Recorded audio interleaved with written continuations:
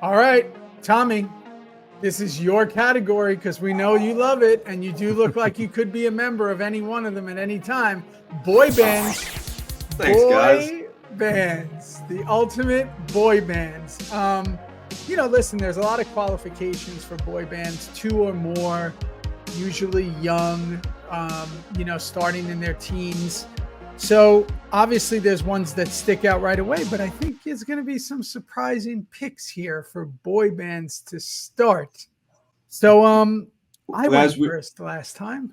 Well, so before we jump into this synchronized dance, I would love for you to go over and check out that subscribe button and click it for us. We really appreciate all the subscriptions. Yeah. We did have a coordinated dance number planned out for this episode, but we just didn't get the rehearsal time in. So we're just gonna go right into it. Am I the first pick? Am I the lucky one? I think you have to be because you really represent this. I'll break ice with this one. To me, again, the number one boy band. I grew up. I actually saw these guys in concert. I'm gonna go with the New Kids on the Block. From Boston. Come on now. You got to love this tough, group. Baby. Hanging tough. Hanging tough. They're hanging tough. They had so many hits. They were the group. That group that like nobody wants to admit to liking, but let's face it, they got some catchy shit in that catalog of theirs. I'm a big New Kids fan. I had the merch. I got a Jordan action figure. I really do. They made action figures, guys. And also just a really cool story behind that band. Maurice Starr, who's a little bit of a music legend. Who also discovered another very big group that I'm not even going to mention because it'll come up later. But Maurice Starr is a genius, and he put these guys together, and they made so much fucking money. It's ridiculous. So I'm going to go New Kids on the Block all day. It's crazy because, when you talk about New Kids on the Block, NKOTB as the acronym, it's crazy that like it seemed like they were around forever, but it was only a short span, 3 years, maybe 4. Yeah, I think it was 4 years tops. Yeah, and they took over the world in those 4 years. Baby faces, man. Baby faces. Total baby faces. Donnie tried to not be a baby face. He was going hard, especially with Hanging Tough. He really tried to step out. Yeah, the reason I know it so well. Yeah, I played an arsonist. I played Danny in my senior talent show. We did New Kids on the Block. Nice. And I played Danny. I can see that. You're kind of a Danny. He's a body guy. I played Danny. He was a body guy. And we finished we did it, we did like a mix of their greatest hits. And then Mona came on dressed as from Marky Mark when he did Good Vibrations. And, love that. But Mona was so it was a big deal. And I wish that was recorded. I wish Danny would.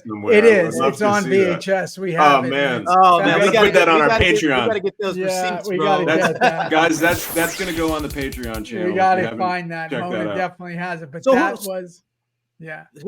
was it Danny? No, it was Donnie who was the arsonist, right? Didn't he like catch a hotel on fire or some shit? I don't know. Donnie I know Danny and Jordan were brothers, right? Donnie was the wild guy. Joey McIntyre was the singer. He was the youngest one, right? Yeah, he was the singer. And they abused that. Please don't go, girl, bro. What's up?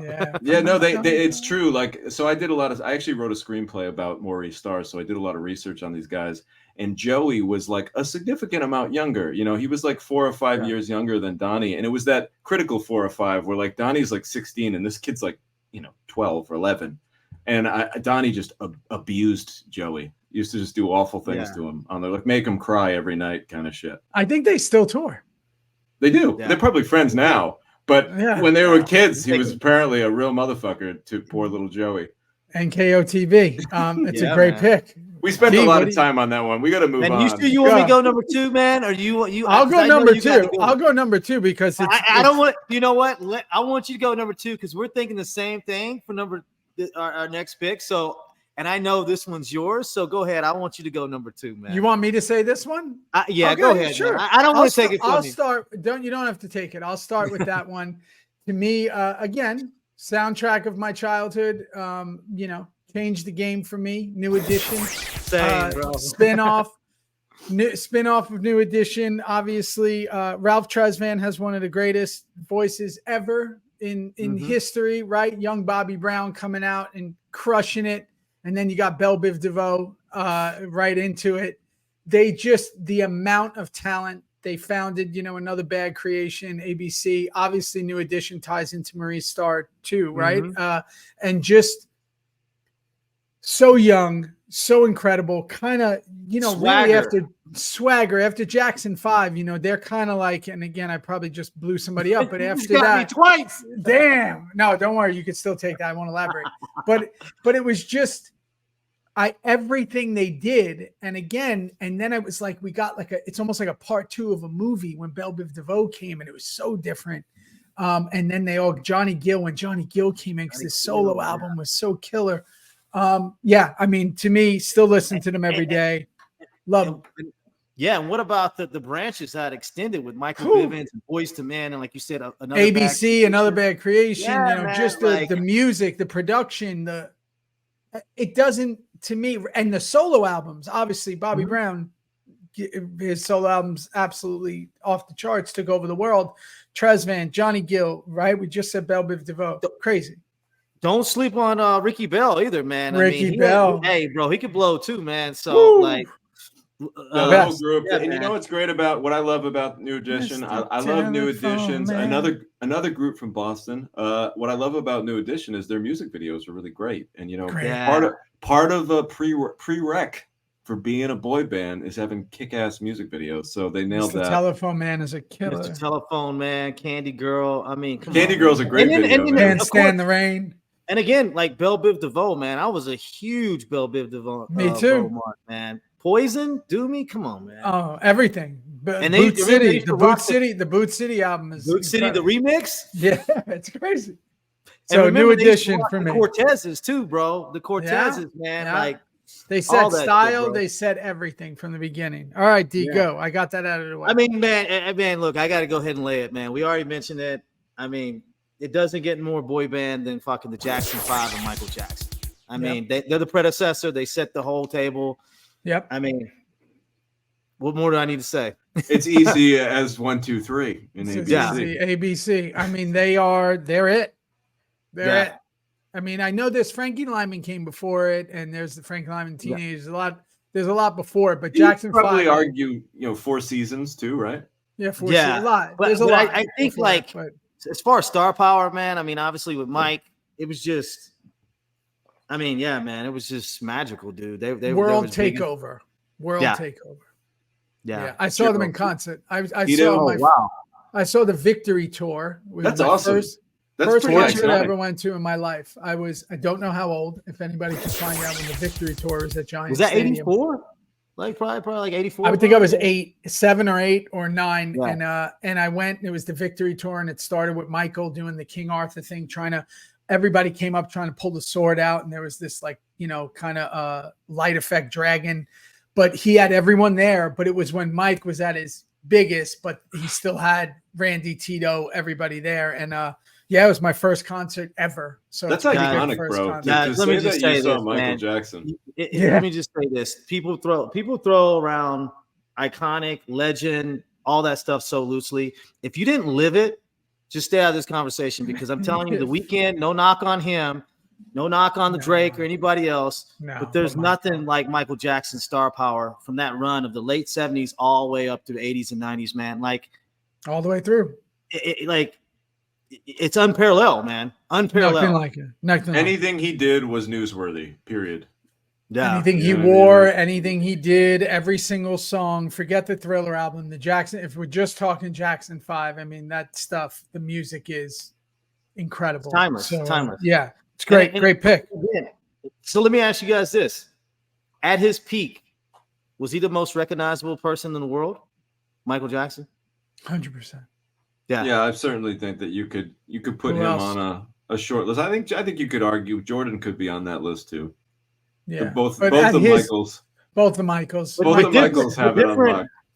But I didn't see motherfuckers were passing out with Mike though. With Mike passed out, like passing out, like that's true. People were hospitalized. Imagine how big your star power is to hospitalize pass out people. When they see pass out, bro. To hospitalize someone. Yeah, no, that is pretty good. You might have me with that one. I don't think MJ hospitalized anyone except. All right, what do you got for your second one, Tommy? All right, guys, I'm gonna go I have to pick this because, you know, Joey Fatone is a personal friend of mine. Shout out to Joey Fatone. So I'm going to go with NSYNC. Wow. You know, NSYNC was great, man. NSYNC had Justin Timberlake, you know, like Justin Timberlake's a megastar. Any of these boy bands that kind of birth a superstar like that, you got to put them high on the list. So many great hits. I mean, you know, the No Strings Attached album's actually I want to fall back good. On this one. Really? Only because of my my personal interactions. Did you have like with personal interactions with what? Just what are you talking about? Tell her.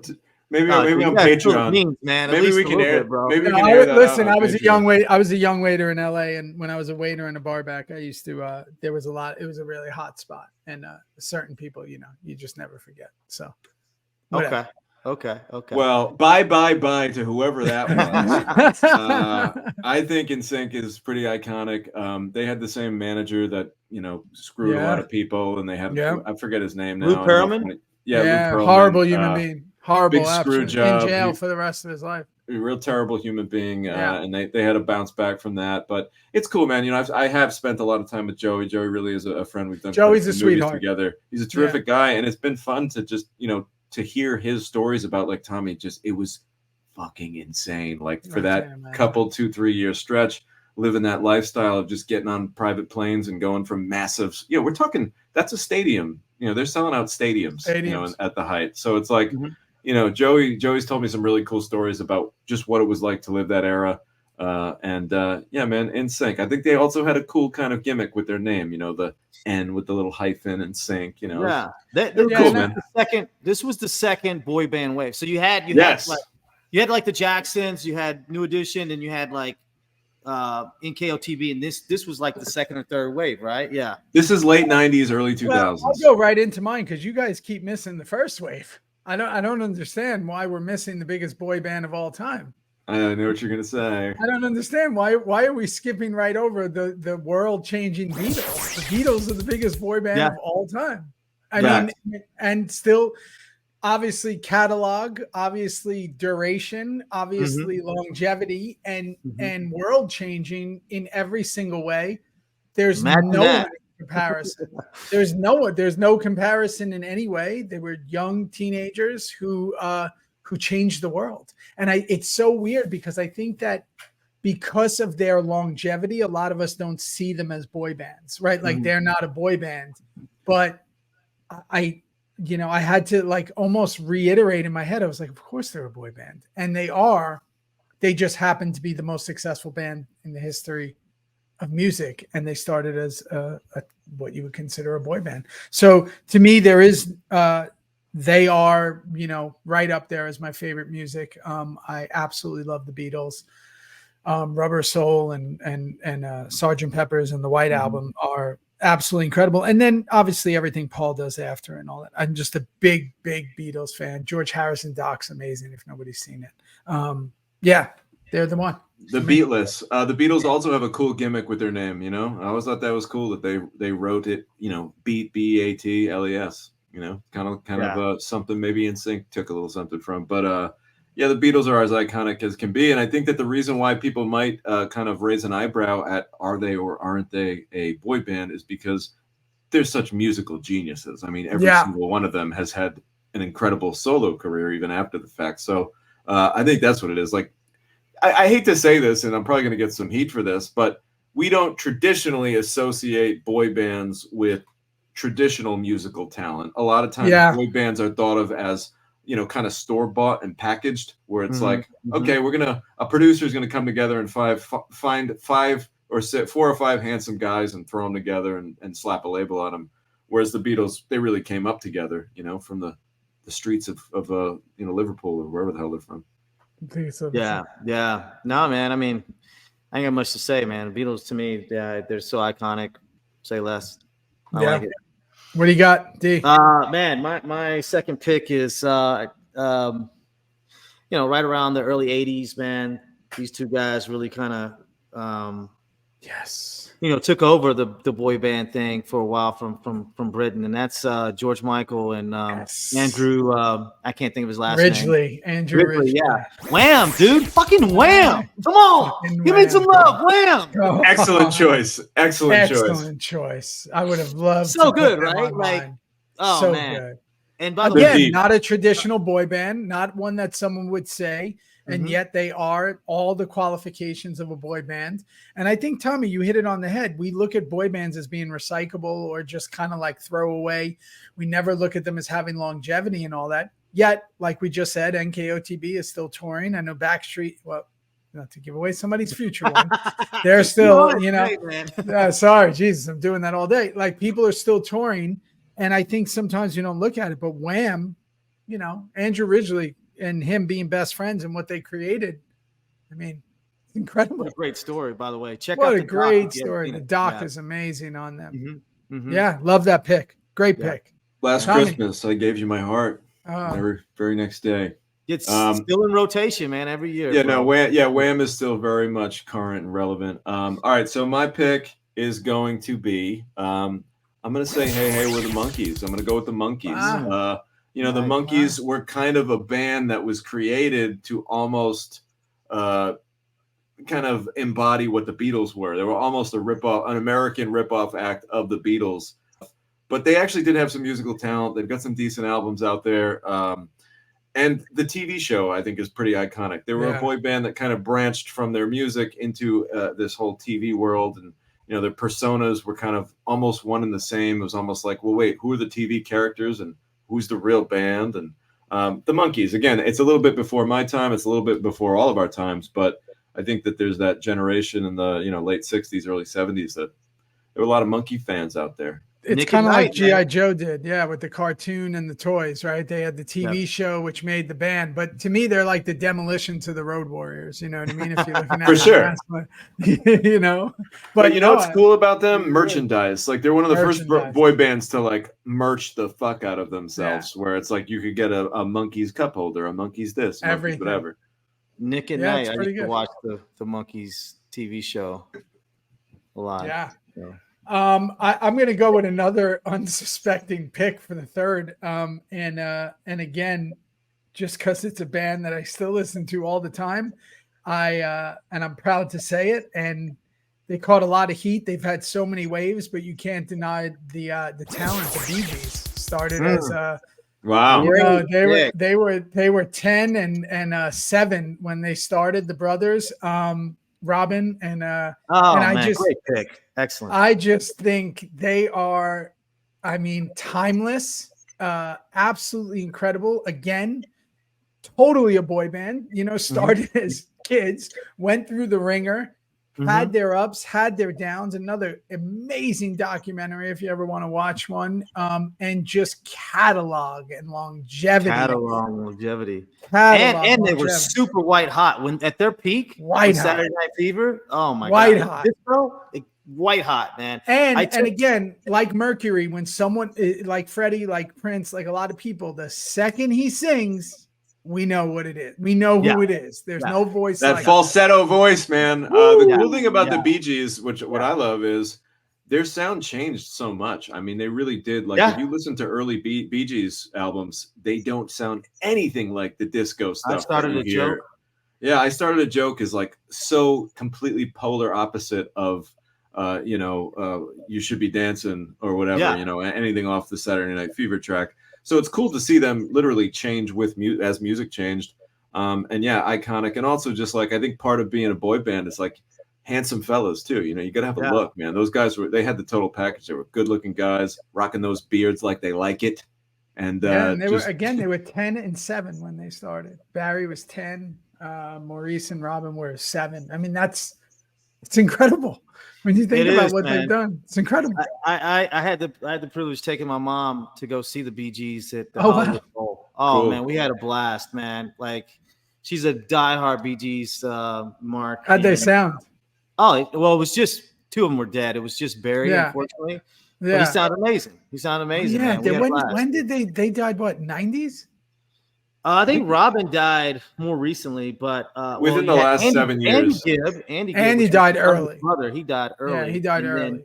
And I think Maurice died, and then Robin died maybe like 10 years ago, maybe. And Barry's still going. Yeah, that's what documentary. Right. And talk about not only their music, but they're amazing songwriters, and they write for everybody. Everybody Barry Gibb writes for everybody. Everybody. Every great song you've heard is like written by Barry Gibb. And I'll be honest with you. I mean, like, you know, you picked out two iconic bands with the Beatles and Bee Gees, and like, I mean, I know I'll probably catch some heat on this, but the Bee Gees, man, are right there, bro. They're right there, man, as far as writing their own music, longevity, catalog. Like, I mean, of course, they caught heat when disco was dead, right? That was the thing where everybody wanted to go at them, and that's really, you know, spotlighting the doc on them. But I just think that, again, weathering the storm and coming right back of like just people go, wait a second, that music is actually fantastic. Yeah. Let's just the talent. So yeah, that's my third pick. I love it. I love that pick, man. My third pick is going to be a little controversial. I mean, we'll probably debate this, see if it really fits the criteria, but I kind of felt that they were a boy band and definitely scandalous, which would be Milli Vanilli. Wow. Kind of different, you know. Definitely a boy band. 1,000%. That's definitely scandalous. I mean, they weren't technically singing, but like it was all, like you said, Tommy, they were prepackaged, two good-looking guys, brought them together, played off of the image, played off the style, the swagger, and then they had, different vocals from someone else, which was probably one of the biggest scandals of 1989. Man, they never sung a single song, not a song. They got so hot so fast. They were a supernova. And then when it came out that, you know, the shenanigans was going down, they were kind of just deleted from history, you know, like you never heard of them again. And for wrestling marks, who I don't want to lose all of our audience with this, little known fact, Vampiro used to be like a backup dancer or it was in the band. He was really? I think it was a backup dancer. Yeah. He was in Milli Vanilli, like as a backup dancer, which is nuts. Yeah. That's where he was like introduced. Hey, say what you want, but it still sounds good, man. Like the song. Well, they sold a lot of records, man. That goes to show you. Yeah, Girl, You Know It's True still sounds great. You know what I mean? So still sounds great. You know, who did sing them? Who sung the songs? You know what? I don't know. I think I heard a rumor or something about CNC Music Factory or no. Really? Somebody like that, man. It was like a gospel singer, you know, over in Great Britain. And I think, if I'm not mistaken, I could be wrong. That would be a fun movie someday, you know, just like a movie depicting that whole. I think they did one, or they did a documentary. They did a documentary, but I could see that being either a movie or like a 5-part series on Netflix or something, just to see it all go up and down, you know. Yeah. This bar I used to run the front door. The Fab, one of the guys committed suicide, but the dude Fab, the other one, he came in a couple times, and I was just like, man, I was like, what a crazy experience to be that hot as far as like riding on top of the world, and then all of a sudden within a year everything comes crumbling down. They won Grammys. I think they won. They won Grammys, man. Yeah. I mean, at that time, dude. At that time, it was like NKOTB, and it was like Milli Vanilli was like the little bit like they were like the more non-juvenile version, I guess you could say. Right. All right, guys, is it my turn? Now listen, it's not the Beatles. Fourth? This is 4. We get so much shit for this. It's not the Beatles. It's not Bee Gees, but they are brothers. That's the Hanson brothers. One song. You go with somebody with one song? I'm putting Hanson all the way back on my Mount Rushmore. That's a Mount Rushmore on one-hit wonders too, man. That song I like that song a lot, man. It got me going. Blonde hair down to their asses up there on their families. Probably a cult. I mean, let's face it, they probably were part of a cult and developed into this band from this cult status.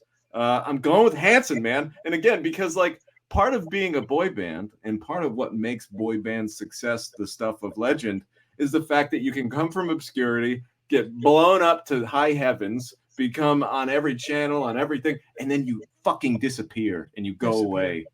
And that's part of being a boy band. And that's why I picked a lot of art that happens to a lot of things, movies, a lot of people, directors, actors, right? But with boy bands, it seems because they come in like such lightning, like bang, like and they're all over. Like a penny stock. And it's global. Yeah, it's just like bang, right? It is a penny stock. That's bro. a great way to put it. And you know what I think it is too, guys? Let's face it, and I don't want to generalize with genders here, but, most of the boy bands fans are little girls.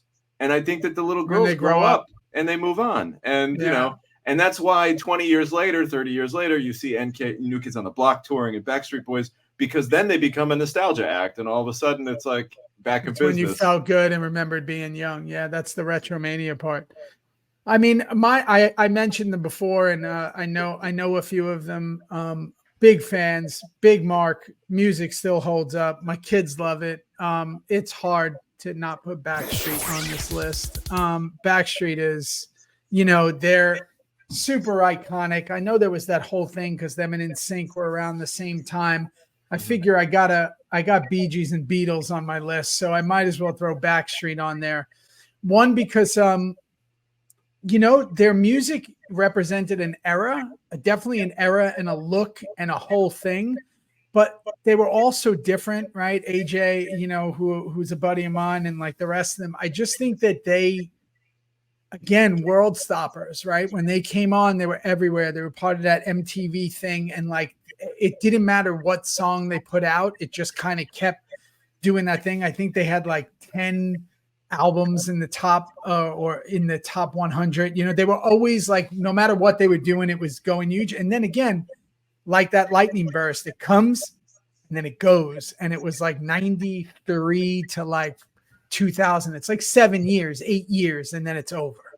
And that's crazy. And now they're back, being the nostalgia act and all that. But I think that's wild. How they did it. Yeah, Backstreet Boys are classic. Backstreet's back, all right. It's good stuff. You can't beat that. But I think one that we probably missed, if I could do a quick round of. Well, I think D's still got one more. Oh, D's got one more? Oh, yeah, man. You just trying to cut me out, bro. Oh, geez, man. I'm sorry. He doesn't want you to say it. I'm looking at it would have been okay with me because I have to go deep in my bag because I hope you picked the one. I hope you picked the one that we missed. I don't know anybody else know any more fucking boy bands, man. So I'm actually just gonna throw one out there, just because I gotta respect their ability to stay relevant. They've been around for maybe 12, 15 years, and that's the Jonas Brothers. Like they still stay relevant, and I like a few of their songs. That's literally who I was going to say we missed. But you're still, you guys are both missing some huge. You guys are missing one huge one that I have to throw an honorable mention now. Go ahead. Oh, I got to find out who I'm going to throw for honorable mention, man. I'll tell you. So the Jonas, that's cool. I don't know one song by the Jonas Brothers. No, that's a great pick. They've been, I don't know, like Demetrius said, they've been just like crushing it for well over a decade. I mean, they still, I mean, they're but still. But are they crushing it? If I don't know one song from them, are they crushing it? Well, because again, I don't know that you're the right audience for them. But I have ears. I might not be the right audience for Backstreet, but I heard it everywhere. They're still relevant though, even in today's terms. Like they're still in the news. They're still doing stuff. Like to be honest with you, I can't even tell. That's how weak my bag is on boy bands. So that's all I got for you, bro. Well, I'm gonna throw an honorable mention that shows your bag probably wasn't that weak, and I can't believe nobody said Boys to Men. Yeah, we did say Boys to Men though. We talked about them, but not as a pick. About them with nobody should be a pick. Michael Bivins. You're right. Yeah. You can't graduate us from a school without End of the Road playing. You can't leave. You can't leave a wedding without End of the Road playing. Yeah, that's it. I mean, they have. I don't know, man. They just felt like adults to me. They are a boy band, but they had like a very mature flavor to them. You know what I mean? That's because of the guy with the baritone voice who left. Yeah, the older guy. Yeah. No, but they were a boy band. Don't talk, just that's listen. True. Yeah, just listen. I'll make love to you guys. Injection, fellas. 5, 4, 3, 2, 1. I remember thinking like, "I'll make love to you" was like a naughty song because I was like a little kid. I was like, "Ooh." That's my honorable mention is them. I have to go with they got to be Rushmore, man. To be honest with you, I just felt like they definitely. You put the Jonas Brothers over Boys to Men. I put Hanson over Boys. I put Hanson.